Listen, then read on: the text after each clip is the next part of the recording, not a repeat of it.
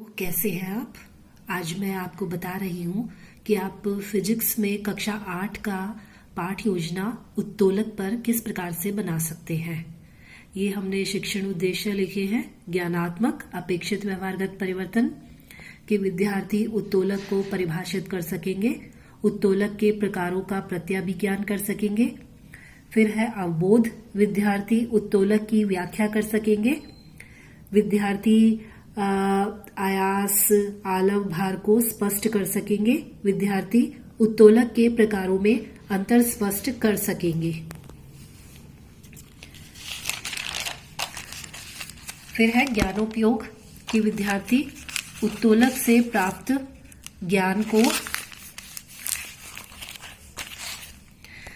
दैनिक जीवन में उपयोग कर सकेंगे। विद्यार्थी उत्तोलक से प्राप्त ज्ञान का उपयोग उच्च कक्षा के अध्ययन में कर सकेंगे। फिर कौशल है, विद्यार्थी उत्तोलक से संबंधित उपकरणों को प्रदर्शित कर सकेंगे और उत्तोलक के मुख्य बिंदुओं आलव, आयास, भार की जानकारी प्राप्त कर सकेंगे। ये कौशल है। फिर अभिरुचि है कि विद्यार्थी उत्तोलक के प्रकारों से संबंधित उपकरणों में रुचि ले सकेंगे। और दूसरा पॉइंट है, उत्तोलक से संबंधित कार्यों का गहन रूप से अध्ययन कर सकेंगे। अभिवृत्ति है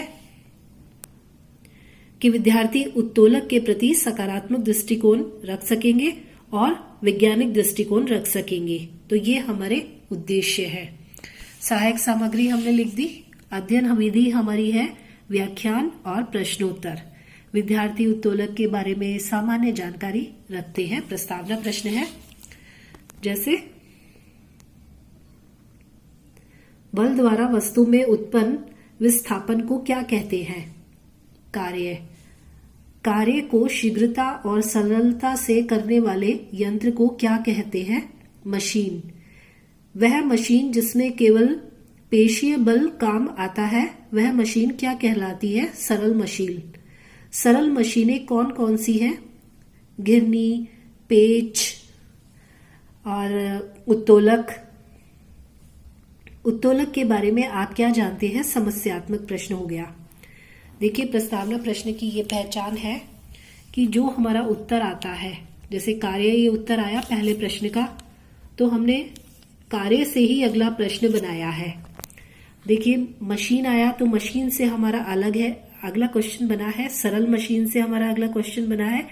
इस तरीके से जो प्रस्तावना प्रश्न है वो जिग जैग तरीके से बनते हैं। उद्देश्य कथन है कि आज हम उत्तोलक के बारे में विस्तार पूर्वक अध्ययन करेंगे। फिर उत्तोलक का हमने शिक्षण बिंदु कॉलम बनाए। शिक्षण बिंदु, छात्राध्यापिका क्रिया, छात्र क्रिया, सहायक सामग्री और शामपट कार्य। ये पूरा हमने 1, 2, 3, 4 और 5 कॉलम आपको इस तरीके से बनाने हैं। पहला टीचिंग पॉइंट लिखना है उत्तोलक। ये हमने विकासात्मक प्रश्न लिख दिए कि मशीन के प्रकारों का नाम बताइए। सरल और जटिल मशीन।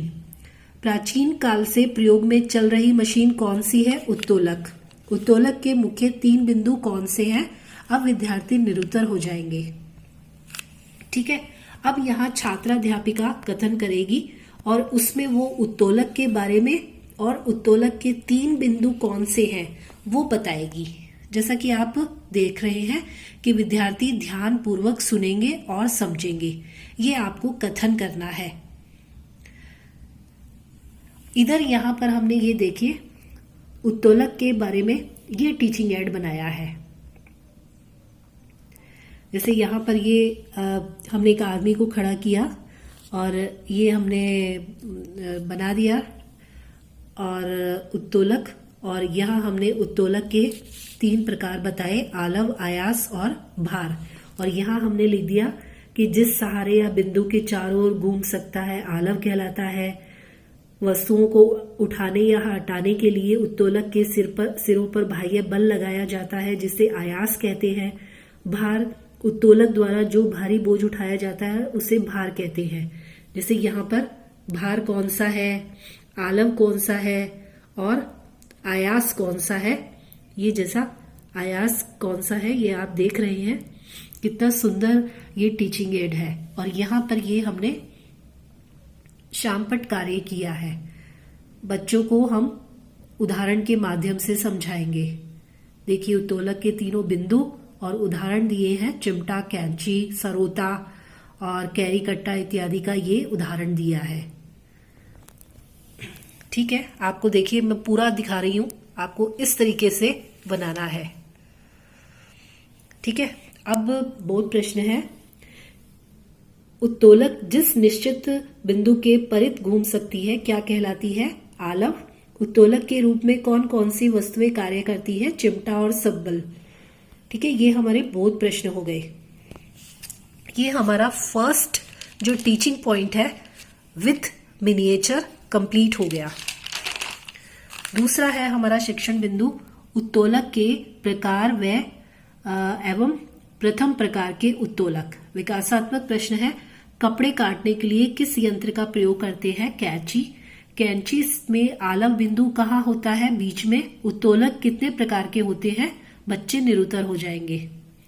फिर यहाँ हम छात्राध्यापिका कथन करेंगे कि आयास, आलव, भार की स्थिति के आधार पर उत्तोलक 3 प्रकार के होते हैं, प्रथम प्रकार के, द्वितीय प्रकार के और तृतीय प्रकार के।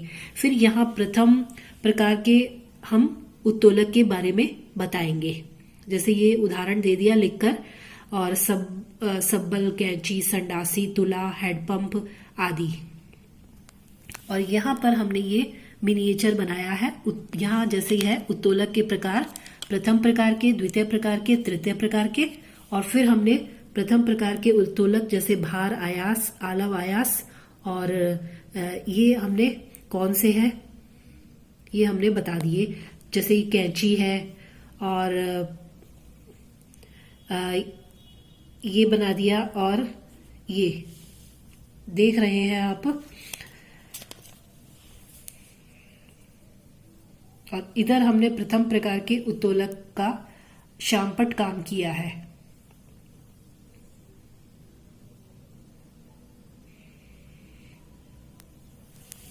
बहुत प्रश्न है, उत्तोलक कितने प्रकार के होते हैं? 3 प्रकार के। प्रथम प्रकार के उत्तोलक के उदाहरण दे दिए, कैंची, संडासी और तुला। ये संडासी है और ये तुला। ये देखिए मैं आपको पूरा दिखा रही हूं कि दूसरा जो शिक्षण बिंदु है ये हमने लिख लिया। यहाँ छात्राध्यापिका क्रिया लिख ली, ये विद्यार्थी क्रिया है, यहाँ सहायक सामग्री है, और ये हमारी शामपट काम है। ये इस तरीके से आपको ये बनाना है। पॉइंट है द्वितीय और तृतीय प्रकार के उत्तोलक। ये हमने वही 5 कॉलम बनाए हैं, 1, 2, 3, 4 और 5। हमारा विकासात्मक प्रश्न है, नींबू निचोड़ने की मशीन में आलव कहाँ होता है? एक किनारे पर। चिमटे में आयास की स्थिति कहाँ पर होती है? मध्य में। द्वितीय व तृतीय प्रकार के उत्तोलक के उदाहरण बताइए। अब विद्यार्थी निरुत्तर हो जाएंगे। यहाँ छात्राध्यापिका कथन होगा जिसमें वो द्वितीय प्रकार के उत्तोलक और तृतीय प्रकार के उत्तोलक के बारे में बताएंगी। आप फिजिक्स के स्टूडेंट हैं तो आप को मालूम है कि द्वितीय और तृतीय प्रकार के उत्तोलक क्या है। मैं यहाँ बोल नहीं रही हूँ, आप ये लिख लेना, ठीक है। विद्यार्थी ध्यान पूर्वक सुनेंगे। और यहाँ पर देखिए ये मिनिएचर बनाया है, प्रथम प्रकार के, द्वितीय प्रकार के और तृतीय प्रकार के उत्तोलक। जैसे ये पहला जो है प्लास ले लिया, तुला है, नेल कटर है और हैंडपंप है, नींबू निचोड़ने की मशीन है, एक पहिया को ठेलने वाली गाड़ी है, सरोता है, और ये कैरी कट्टा है, मछली का कांटा है तृतीय प्रकार के उत्तोलक में, और हाथ से भार ढोना है, और ये चिमटा है, ये चिमटा है। इस तरह से ये हमने प्रथम, द्वितीय और तृतीय प्रकार के उत्तोलक कौन से हैं उनको यहाँ हमने चित्र के माध्यम से समझाया है। और यहाँ पर हमने ये द्वितीय प्रकार के उत्तोलक और तृतीय प्रकार के उत्तोलक को जो है शामपट पर लिखकर समझाया है। फिर बोध प्रश्न कि द्वितीय प्रकार के उत्तोलक में आलव व आयास के बीच कहाँ स्थित होता है? भार। चिमटा, मछली कांटा किस प्रकार के उत्तोलक है? तृतीय प्रकार के। ये देखिए, ये आपको इस तरीके से आपको काम करना है।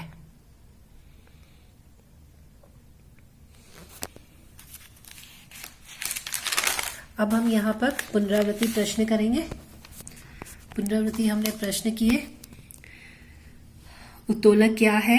उत्तोलक के वर्गीकरण का आधार क्या है? और नेल कटर किस तरह का उत्तोलक है? द्वितीय प्रकार के उत्तोलक का उदाहरण दीजिए। और तृतीय प्रकार के उत्तोलक में भार और आलव के मध्य क्या स्थित होता है? विद्यार्थी यहाँ उत्तर दे देंगे। वो उत्तर आप यहाँ पर लिखेंगे। हालांकि आपको डायरी पर तो पहले से ही लिखना है।